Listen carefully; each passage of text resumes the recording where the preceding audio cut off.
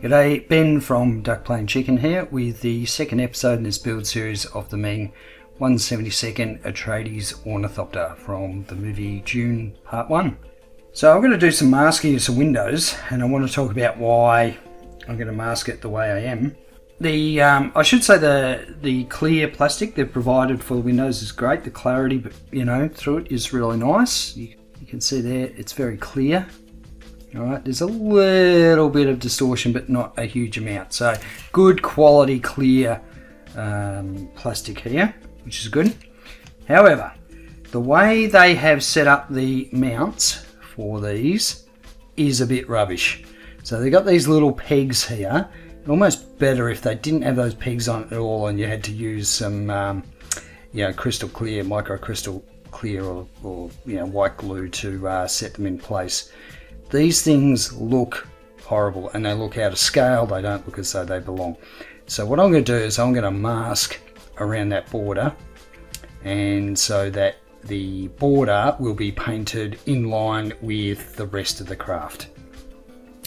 So how I'm going to do that, I am going to first of all put a little bit of tape on the back of the window. This is really so I don't get marks sort of all over it. And then I'm going to take some blue tack and I want to sort of press it down into place.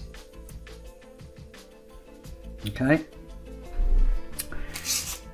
And then I'm going to take this thinner Tamiya masking tape. I think it's 6mm if I remember rightly. Take a bit. And I'm going to run it along the edge, right up to where you can sort of see those little pegs. Okay, so I've got that edge there. A little bit more tape and do this edge here. Now the frame around the windows is not the same. It's not the same width all the way around, which is a little bit frustrating. And then I'm going to take the ruler and a very sharp scalpel. Okay, so now try to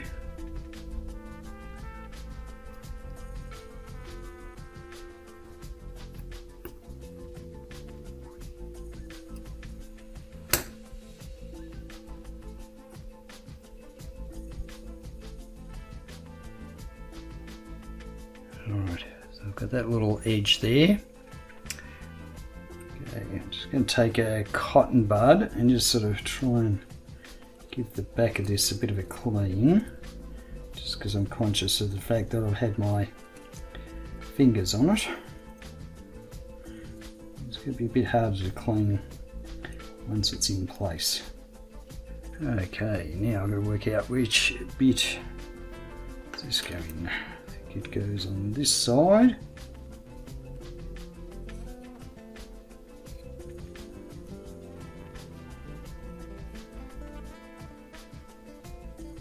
Okay, there we have it. So you'll see how those little pegs there will end up being painted over. So that way it won't be sort of really that visible. It's going to take out a little bit of the clear from the glass, like around the edges, but I don't know, I think the end result's going to look a bit better. So, as you can see, I've got a lot of windows to mask up, so I will do them off camera, but at least you get an idea of sort of what I'm aiming for. Okay, all the masking on the cockpit glass is done, and you can sort of see, those border areas. But it's really noticeable when you sort of see it, these lugs that keep the glass in place. So I'm hoping that I've masked it off well enough that they won't be sort of noticeable once it's all painted. So let's get this on here. Seal of that looks pretty good. I think I can safely spray this kit without sort of anything getting onto the figures in the cockpit. So Yep, I'm pretty happy with that. So the next thing is for me to paint everything in SMS Surface of Black, and then I'll use SMS Dark Brown. So SMS Surface of Black, and then it's SMS Very Dark Brown, PL148. So black first, then the very dark brown, and then we'll be ready to look at the weathering side of things. So everything's been sprayed with the black surface primer and SMS Very Dark Brown. So it's the base coat. So I've started the weathering, and if you have a look at this piece here, you get an idea of the sort of look I'm going for.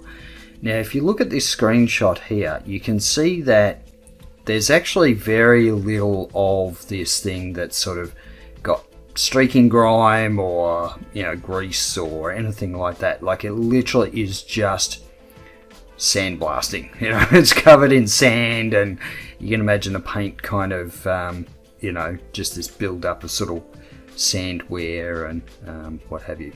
So what I've done is, based on the experimentation I did in my previous video, I've sort of gone down the path of just using Tamiya weathering, the weathering kits. So I'll take you through that process and show you, I guess, the order of things I've been doing. So it's not just sort of one color you want to use. If you use one color, you don't get sort of a nice variation. It might be a little bit hard to tell here, but I've actually used 4 different colors, and so at least there's a little bit of variation in the sand sort of build up and the color, you know, the paint.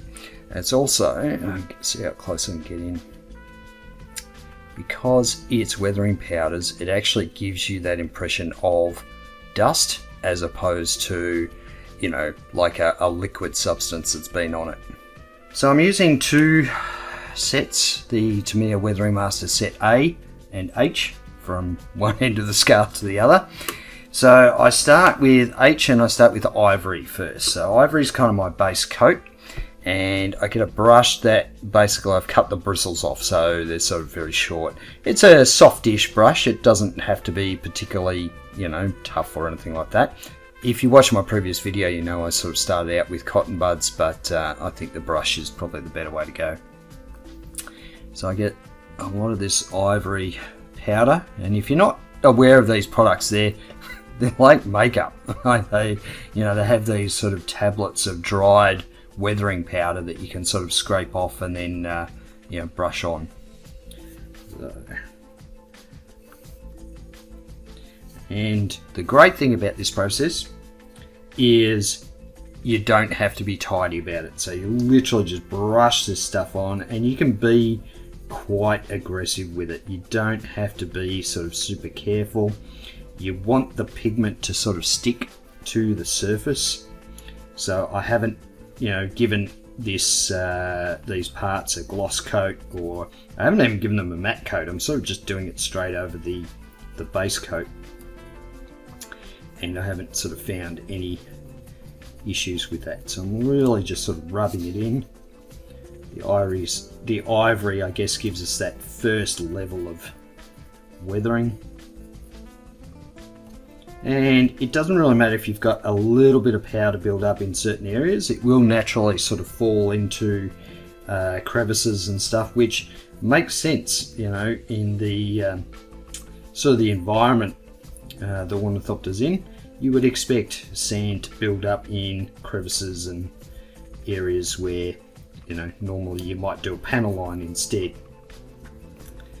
Okay, so that's sort of the first level, and if I bring up the other one to compare, this gives you an idea of, you know, the fact that different colours are sort of used. So you can sort of see that first level. Well, the first level looks pretty good, but it doesn't have that sort of level of variety that I'm looking for. So the next colour I use is from set A, and I use sand. And I essentially repeat the process. Get some on the brush, and again, just be really rough with it, you know, get it rubbed in.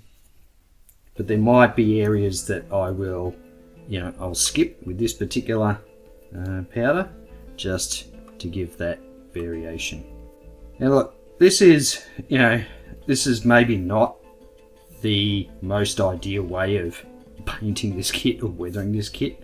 So I am sort of learning as I go, and it's the first time I sort of seriously use these Weathering Masters by Tamiya, so I'm still sort of getting used to them a bit.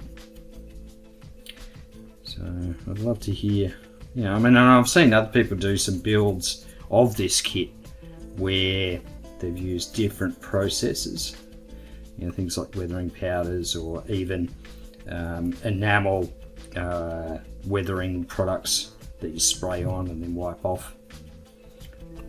It's good. There's a lot of variety, a lot of different ways you can sort of approach painting and weathering this kit.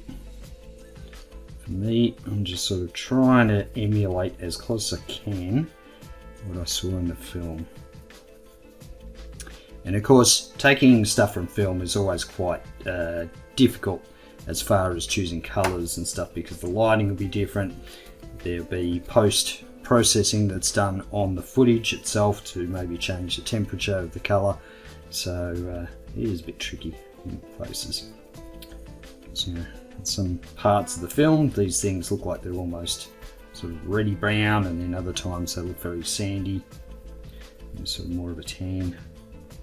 So it is a bit tricky, but if I can get sort of close enough that anyone who's a fan of the movie is sort of going to know what this craft is straight away anyway. I just want to get sort of at least a reasonable level of accuracy to it. Okay, alright. Now, the next layer I'm going to do is I need to add just a little bit of warmth to it. So I'm going to go back to the set H, and I'm going to use some pale orange. And this bit I'm going to be a bit more sort of discriminatory as to where I put it. So I'm just going to put it in a couple of places just to give it a little bit of warmth in some areas. But I don't want it to look as though it's come from the outback of Australia, because that's a different type of sand. It's a different it's a red, what we call in Australia bull dust, because it's so fine it gets into everything. In Arrakis it's more of a sort of beach sand colour. So just a little bit of warmth in there. And then finally I will use some light sand. So this is in set A. And they're the four colours that I'll use. So it's a little bit time consuming, but it's I think it's really worth it. And you sort of get a really nice effect. And even though it's time consuming, there's actually a couple of steps that you don't need to worry about on this kit. So first of all is no decals, so you're not going to be doing any decal work on it. I think there is on the Harkonnen version of this kit, I think there's a couple of sort of small decals, but for this one there isn't. The other thing you don't really have to do is, or what I haven't done, is a panel line wash. It's like with all the sand build up in the crevices. I think there's going to be enough of the detail sort of picked out. And of course, where the pigment doesn't go in, you're going to be left with the undercover, underlying sort of base colour. So, okay, put this stuff to the side for a minute so we can compare the two. So it's always good to make sure you're comparing them side by side.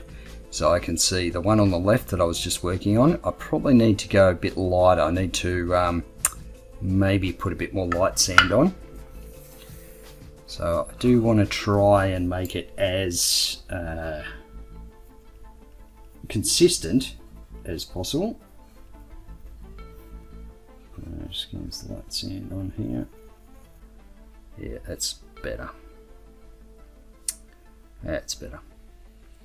Alright, the next thing I'm going to do is I'm going to put a flat coat over this just to protect it. And the problem with airbrushing a flat coat on is it will blow some of the pigment off.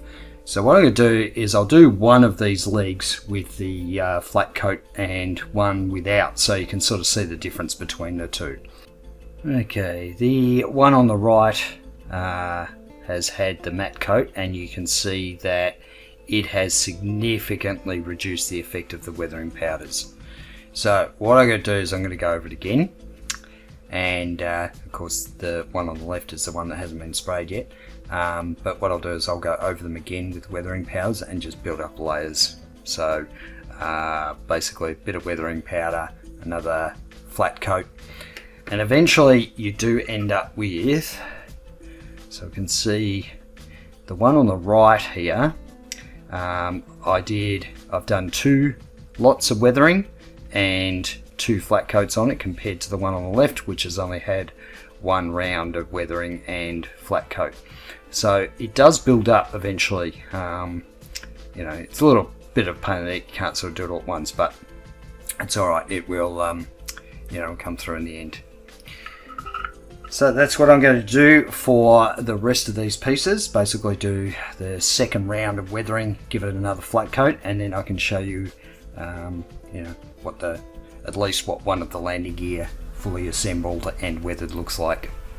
I've completed the weathering for one of the landing gears, and if you look at this image here, you'll see the sort of effect I'm going for. Now this is an ornithopter from earlier on in the film, but the weathering is sort of pretty similar to the one that this is actually based on.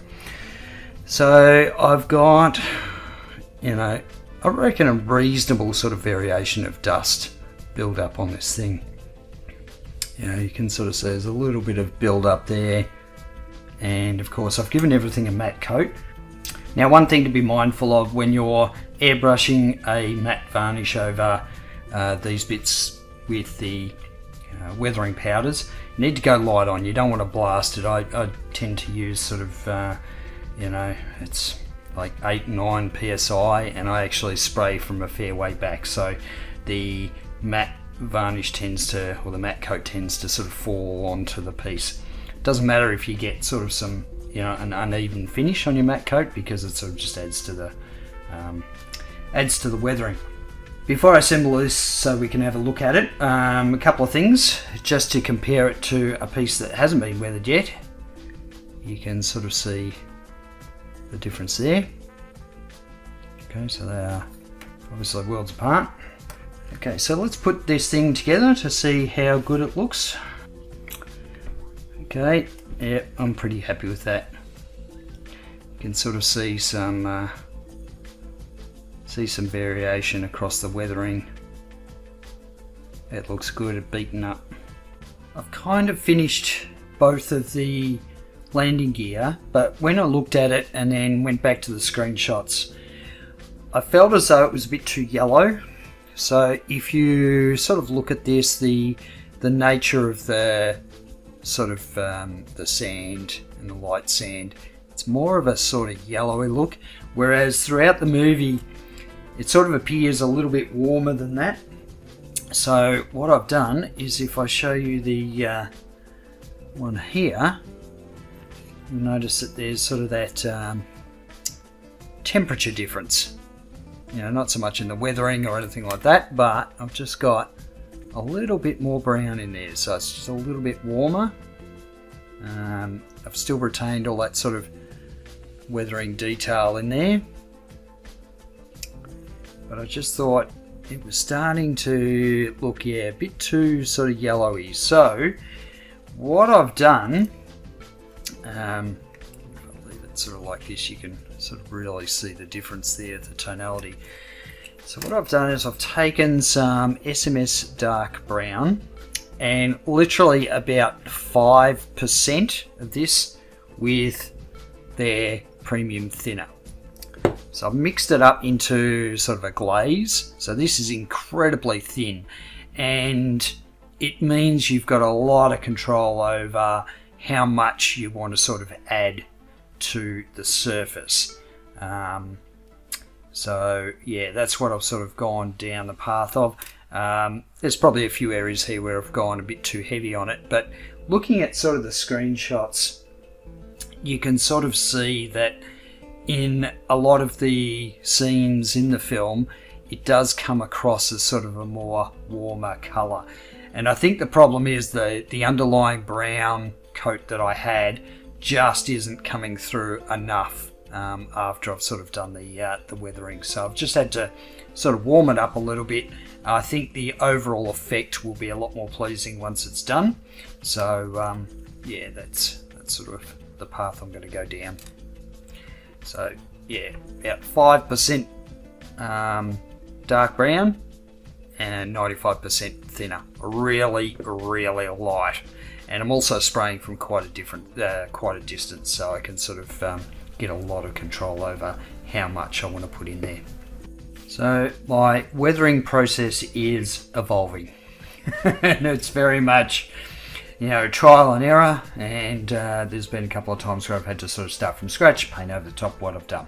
But I think I'm finally getting somewhere that I'm quite happy with, and showing you the wings is a really good way of showing the different stages.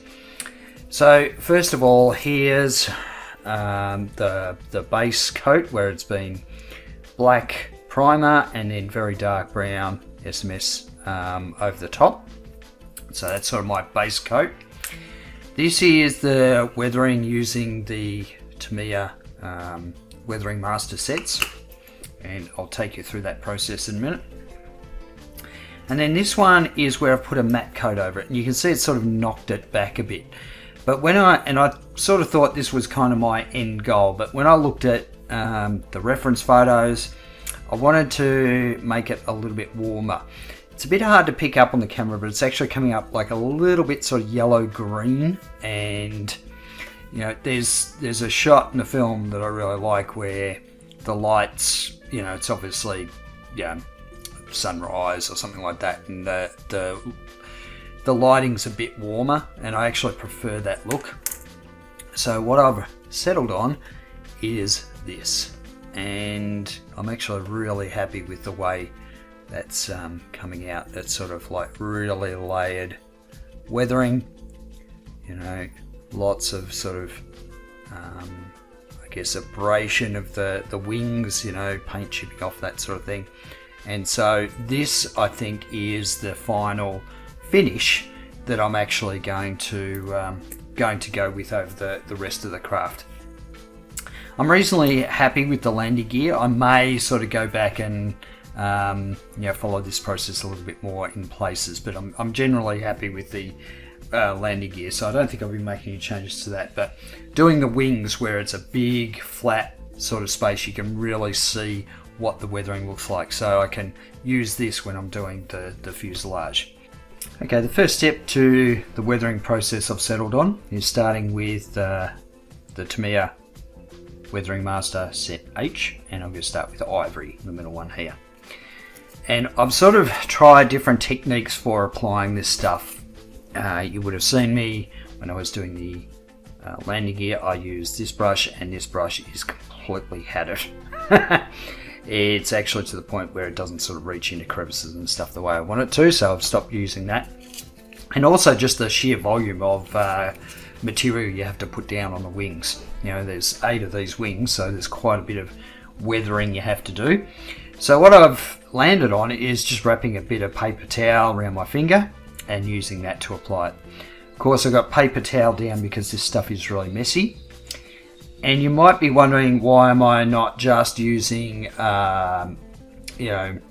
pigment powders as opposed to this stuff? And the reason is that pigment powders, you need a binder to apply to it, or otherwise it just literally comes off. Whereas this stuff's got a bit of a oil, it's got a bit of a binder in it, and it helps it to stick to the plastic reasonably well. So that's why I'm sort of going with this stuff. And also I've got a bigger variety of colours with the Tamiya Weathering Masters, as opposed to the collection of pigments I've got, which is pretty minimal. Alright, so I'm going to take the ivory, the middle one here, get a bit on my paper thimble here, and then I'm literally just going to very roughly apply it. And at this stage, it really doesn't matter how rough it is.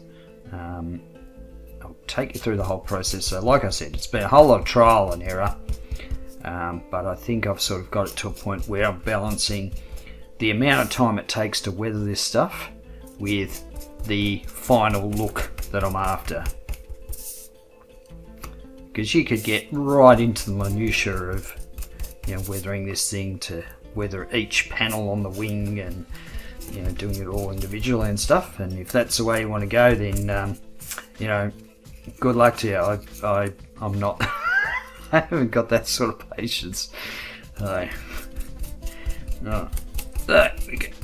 Just literally rough this stuff on. And now I'm going in the one direction, and my theory behind that is that even though these wings flap up and down, they're more often than not they're going horizontally as well. So any streaks that we get from sand, it's like a normal wing. You would expect the weathering to sort of go across the wings. So that's why I've sort of gone that way.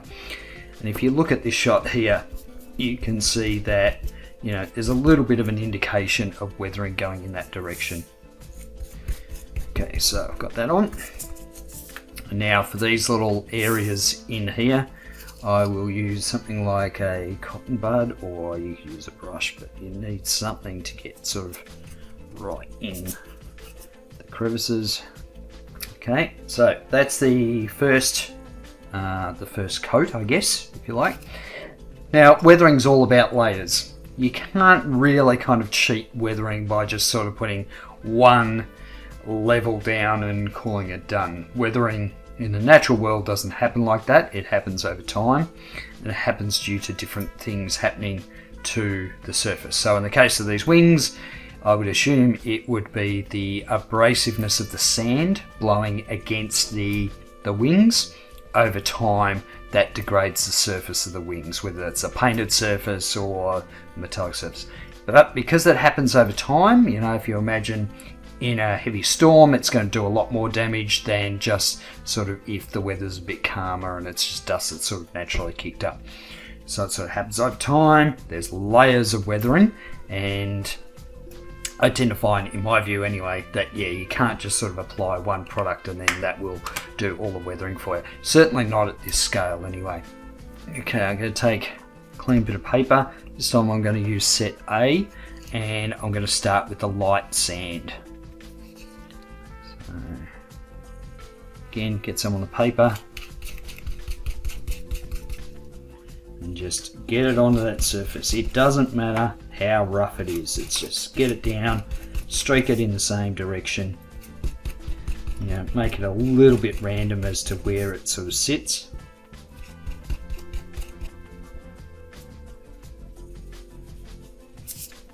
Now I think the great thing about this kit is if you have a look at other people and the way they've painted up this kit, there's lots of different ways that people are sort of weathering it and, you know, making it their own, which I think is fantastic. I think seeing a lot of variation in the way people paint, you know, always, you know, the way people weather and all that sort of thing. It's fascinating. You know, it's a great thing about the hobby. You can put your individual flair into it. Okay, not worry about that other side just yet. Okay, finally I'm going to use, again with set A, but I'm going to use sand. So it's got a little bit more sort of orange in it, I guess. And this one I'm sort of not doing over the whole lot. I want to kind of keep it to sort of not as uniform as tiger stripes, but you know, I'm sort of only just doing it in key places. I don't want to do it sort of along the whole wing. Alright, now this all looks pretty rough. That's it for the weathering powders for now. It all looks sort of pretty rough. The next thing I need to do is get rid of the really obvious sort of streaks that I've got, which look like paint streaks, or look like, you know, the way that I've applied this stuff. So I want to break that up a little bit. What I've got here is a very stiff bristled brush, And I'm just going to stipple across the whole wing. And what that'll do is that'll get rid of some of the material that's sort of built up in areas where it's a bit overly sort of done. But it'll help break up the, I guess, the banding that's happened across it. So, you know, you can sort of see this side versus this side. It sort of breaks it up, makes it a little, sort of flattens it out a little bit, I guess. Okay, so that is basically the weathering powder side of things done. So if we look at the one I prepared earlier, you can see it's, you know, very similar. There's obviously, you know, some different dark spots and that sort of thing, but overall it's, you know, getting that consistent tone. So using those sort of three colours. Now the next step is for me to repeat the process for the other side, and then I can get a matte coat over the top of it. I've used SMS Flat Clear on the one on the top here. The one on the bottom hasn't been coated yet. You can see there's a slight colour variation between the two. The Flat Clear will actually darken up the pigment a little bit, and yeah, it's really just to lock in all that pigment material so that it doesn't sort of easily rub off on the hands when you're handling it. So that's the main purpose for the Flat Clear. So the next step after the Flat Clear is to use my, I think previously I called it a glaze, but I guess it's more of a tint. Okay, it's pretty easy to see the difference between the two here. The one on the top, of course, I've used my brown tint, I guess I'd call it, and it just warms it up a lot more. So I think it's sort of closer to what I want. The problem is though, is that with the amount of this reddy brown on there, it almost looks like rust, and of course rust isn't what you would expect to see on this craft. So I do need to tone it down with yet another kind of tint. And so for that, I'm going to use a heavily thinned Russian sand by SMS. And again, it's sort of take 5% of this and 95% of this, very thin, and you can sort of see the result of that here. So I'll spray that over the top, so that'll bring it back a little bit so it doesn't look like, you know, rusted iron, but I'm starting to get that sort of beautiful kind of patina that I really like. I like how that's coming up. It sort of looks like it's really been bashed about. Okay, I finished the light dusting with the Russian sand tint that I put over it, and you can see the result of all the wings here. There's a lot of sort of, I guess, variation in the colour. You can still see a lot of that reddy brown coming through, which is coming through probably a bit stronger in camera than what it is in real life. Looking at the screenshots, certainly a lot of the exterior shots where it's out in the bright sun, this probably isn't the right colour. It probably needs to be a bit lighter than this. So next step for me is to basically replicate this on the fuselage as well, so I get the same sort of effect. Before I start weathering up the fuselage, just a couple of notes. The little Atreides logo here, I've already painted that up using SMS Russian sand. And before I get in with the Weathering Master sets, I'm going to just put a little bit of panel liner around the logo. It does have, around the crest I should say, it does have some panel lines in there that I want to accentuate at least a little bit. So for that I'm just using Tamiya panel line accent colour brown.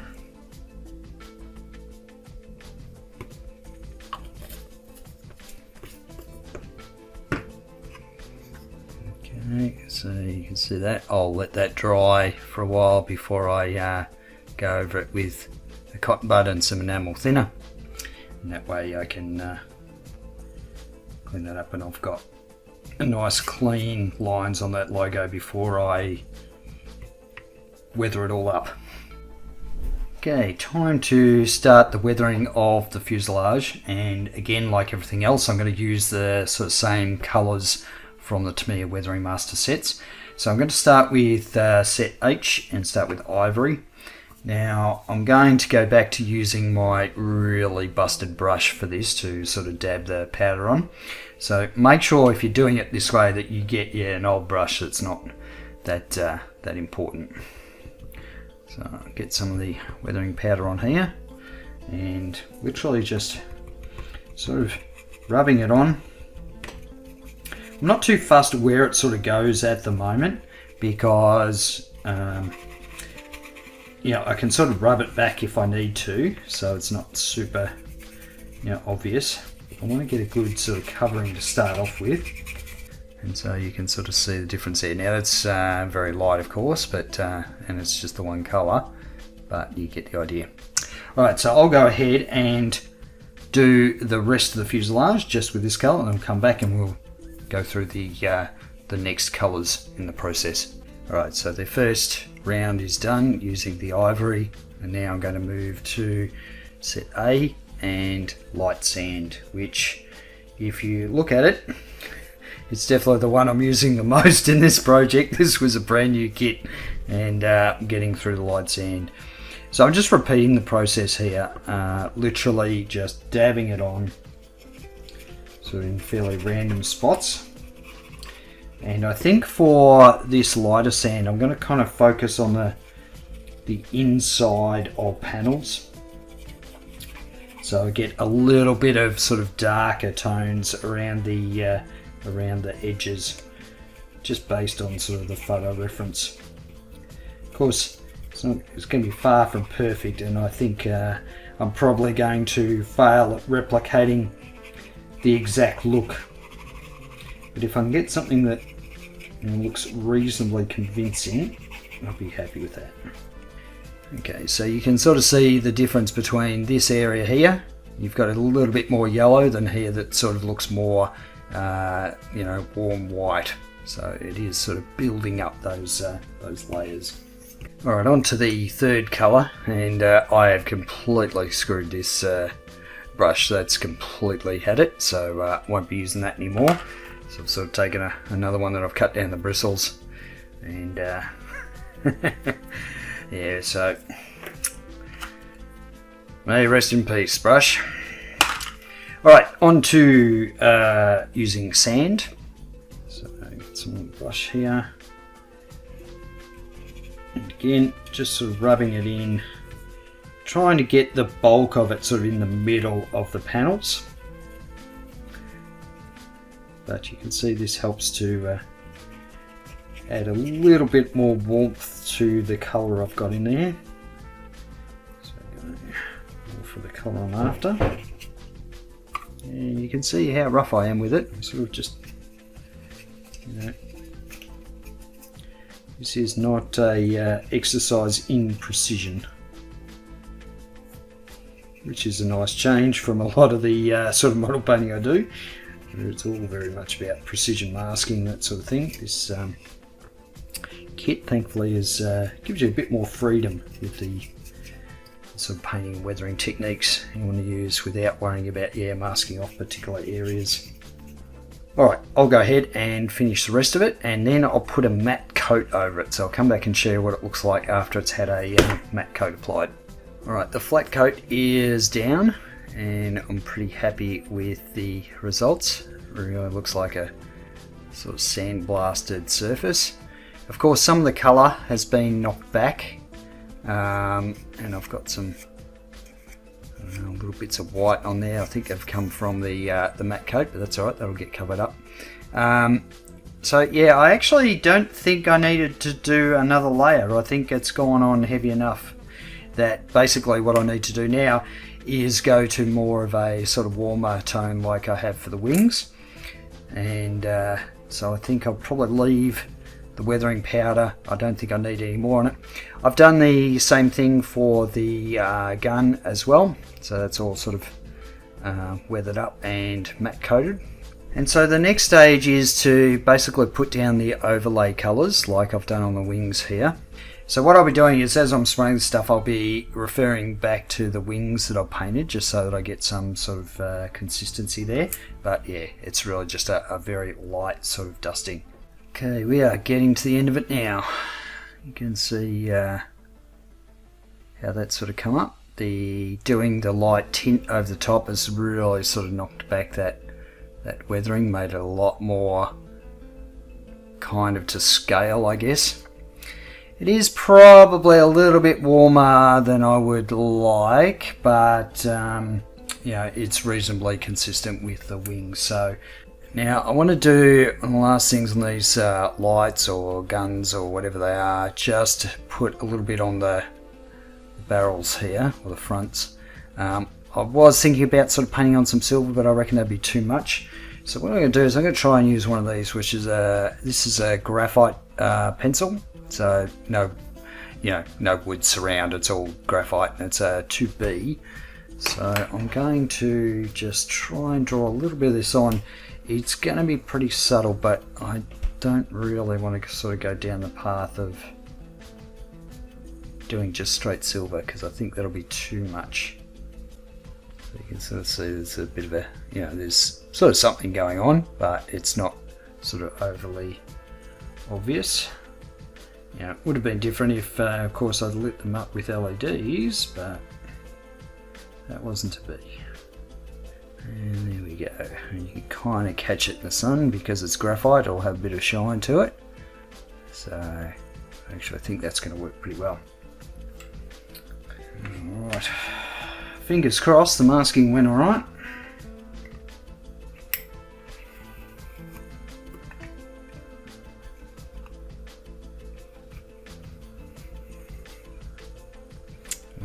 I can sort of still see some of those clips, a little bit of those clips, which is not ideal, but I think it's still better than if I just not mask the edges of the windows at all.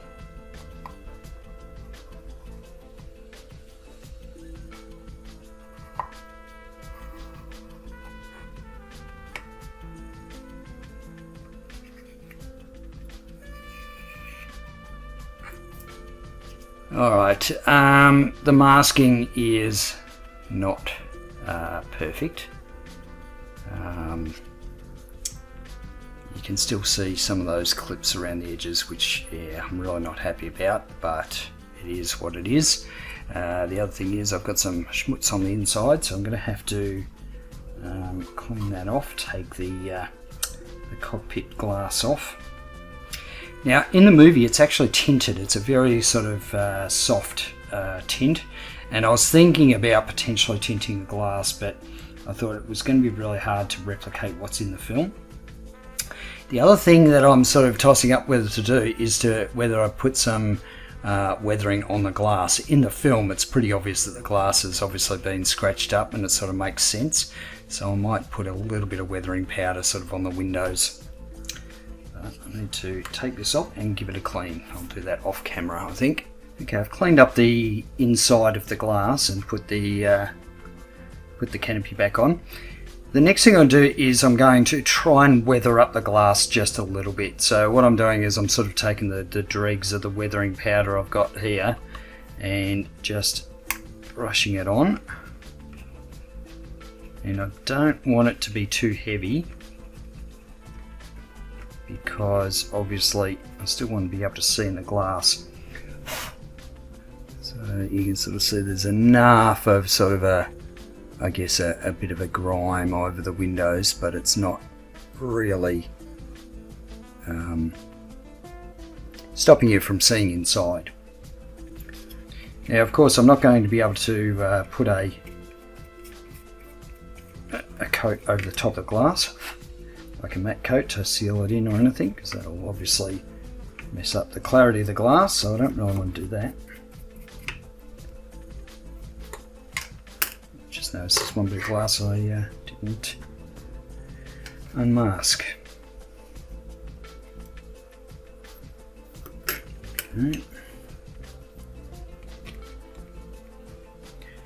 Okay, so it's pretty subtle. And the glass isn't that shiny in the movie neither. It is covered in a thick layer of dust, but I think in order to maintain some of the visibility of what's going on inside, I think I will leave that as it is. So I painted the fuselage and did the tints over it, and then when I put the wings on, overall it looked too red. So I have decided to basically go over everything with the light sand from set A, and as you can see, I nearly used the whole thing, so there's not much left there. I think that it looks a lot better now. It's definitely a lot sort of sandier, and I've still got some sort of areas of, you know, different colours and stuff like that. It's still, I wouldn't say anywhere near 100% accurate to the film, but I'm actually quite happy with the look of it. Now, just a few words on the kit itself before I go to the beauty shots.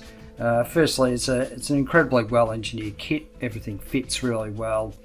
It's nice that they include the correct figures and really highly detailed figures, you know, for a particular scene from the movie. I also, you know, appreciate the fact that you've got the options of having it in flying mode or landing mode. I suspect most people are probably going to have it in landing mode in order to display it, because you do need a lot of space. It's only 75 centimeters or something width of this thing, so it is going to take up quite a bit of shelf space.